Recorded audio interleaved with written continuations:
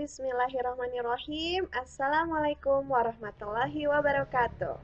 Bertemu lagi dengan Miss Kenny di sini. Fun Mathematics with Miss Kenny. Mau bahas apa kita hari ini? Kita akan membahas tentang garis singgung lingkaran.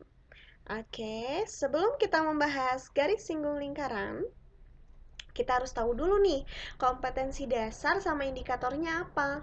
Bisa dilihat ya di sini. Kompetensi dasarnya adalah menghitung panjang garis singgung persekutuan dua lingkaran. Indikatornya menemukan sifat sudut yang dibentuk oleh garis singgung dan garis yang melalui titik pusat, menjelaskan garis singgung persekutuan dalam dan persekutuan luar dua lingkaran. Yang terakhir, menentukan panjang garis singgung persekutuan dalam dan persekutuan luar. Next, nah kita ngapain aja sih dalam video ini? Yang pertama, kita harus tahu apa itu pengertian lingkaran. Yang kedua, kita harus tahu pengertian garis singgung lingkaran.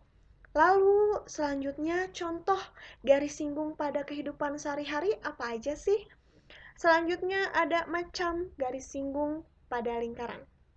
Kemudian, rumus garis singgung persekutuan luar. Yang terakhir, rumus garis singgung persekutuan dalam. Oke, next. Nah, sekarang adik-adik di sini sudah tahu belum apa yang dimaksud dengan lingkaran? Ya, bisa dibaca di sini. Lingkaran adalah kurva tertutup sederhana yang merupakan tempat kedudukan titik-titik yang berjarak sama terhadap suatu titik tertentu. Apa maksudnya? Jadi ini yang dimaksud dengan kurva tertutupnya. Nah, kemudian ada suatu titik tertentunya itu titik pusat, kemudian jaraknya sama. Nah, ini dari sini ke sini jaraknya sama, ini ke sini jaraknya sama, dan banyak sekali titik-titik. Nah, karena di sini titik-titik berarti banyak titiknya. Bisa di sini, bisa di sini, bisa di sini, dan mengelilingi suatu titik tertentu yang disebut titik pusat. Oke, next. Sekarang apa yang dimaksud dengan garis singgung lingkaran nih? Ada yang sudah pernah dengar belum? Apa itu garis singgung lingkaran? Ayo. Oke, sekarang kita akan menemukan konsep garis singgung lingkaran. Nih, perhatikan gambar ini. Garis K tidak memotong dan tidak menyinggung lingkaran O. Ini ada garis K, kemudian ini ada lingkaran O. Ini tidak memotong, tidak menyinggung, tidak menyentuh lingkaran ini. Gitu. Jadi tidak terdapat titik potong ataupun titik singgung antara garis K dan lingkaran O.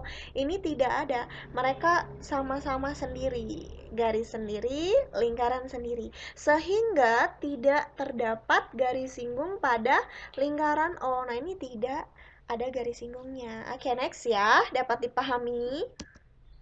Lanjut. Perhatikan gambar 2. Ini gambar 2. Garis L menyinggung lingkaran O tepat pada satu titik, yaitu titik A. Ini garis L. Nah, kalau tadi kan jauhan di sini. Sekarang ada di sini nih, si garis L-nya.